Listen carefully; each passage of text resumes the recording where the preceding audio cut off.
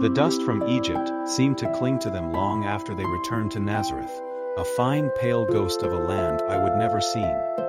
The boy, Yeshua, was the quietest of all. While other children's laughter echoed through the streets, his silence had a different quality, a deep, listening calm. He would sit for hours with Joseph in the workshop, not just learning a trade, but learning the soul of the wood, how to follow its grain and honor its strength.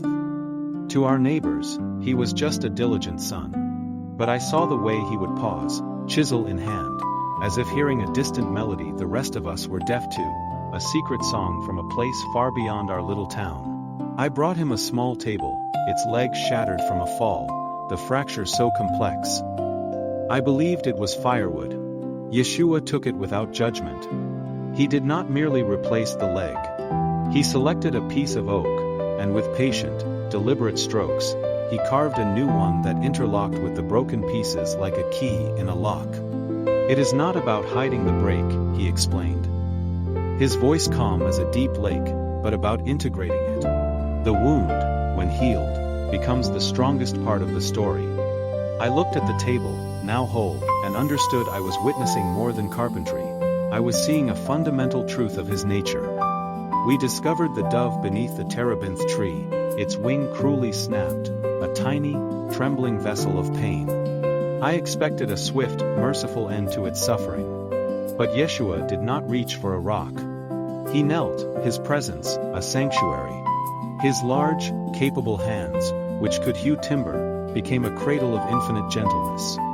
He splinted the fragile bone with a sliver of wood and a strand of his own hair.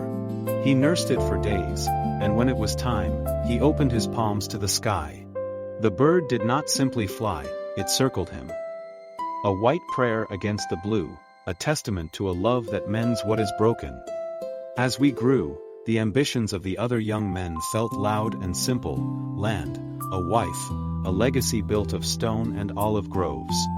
Yeshua listened to their boasts with a kind smile, but his eyes, old and deep, held a lonely sorrow. One evening, I found him staring at a Roman nail, his fist clenched so tightly a drop of blood welled in his palm. "I dream of a thirst," he confessed. His voice hollow, a desert inside, that all the waters of the Jordan could not flood. In that moment, the familiar face of my friend vanished, and I saw a man staring down the corridor of time, bearing a weight that would break any soul. We never gave voice to the miracles that bloomed like wildflowers in his wake, the fever that broke at his touch, the storm that stilled when he whispered to the clouds. These truths lived in the quiet space between our shared glances. He was my friend, the carpenter, whose hands could coax music from stubborn wood, whose simple presence could quiet the storm in my own heart. On the hillsides at dusk, we would sit and watch the stars ignite one by one. In those hours the terrifying burden he carried seemed to lift, and he was just a young man, and I was the girl who saw the boy behind the prophecy. He was applying the final finish to a chest for the synagogue, his focus on the sweep of the grain.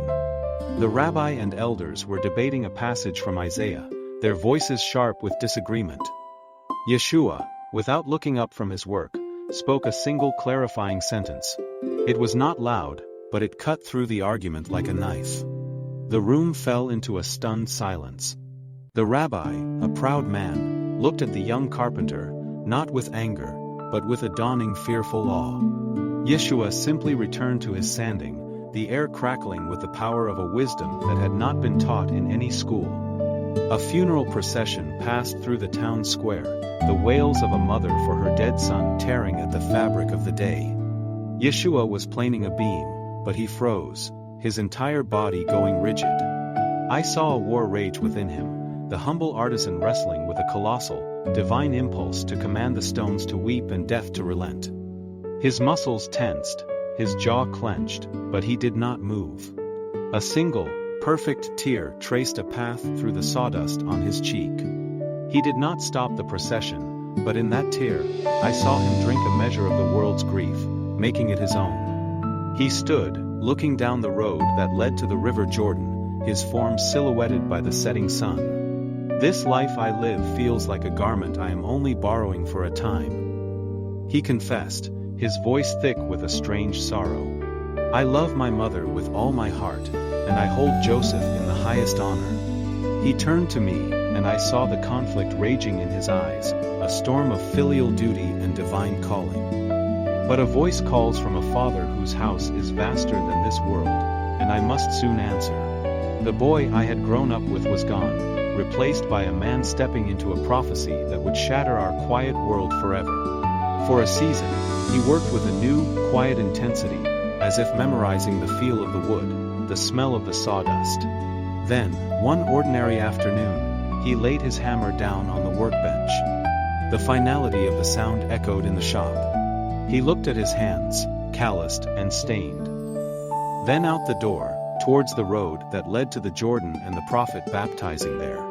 The internal struggle was over. A profound, peaceful resolution had settled upon him. The hidden years had reached their end. The tools of the carpenter were being set aside for the mantle of the Messiah. He did not offer grand words or explanations. On the morning he left, he simply stood before me, his bag slung over his shoulder. His eyes, those deep wells of memory and sorrow, held mine. In them, I saw the boy who saw the soul in the wood, the youth who healed the dove, and the man who bore the nightmares of a world not yet saved. It was a look of profound gratitude and an eternal farewell. "Remember the quiet moments," his silence pleaded. Then he turned and walked down the road, and the heart of Nazareth broke, forever waiting for the song of the silent years to begin again. Thank you for watching. If you enjoyed this video, please like, subscribe, and press the notification bell.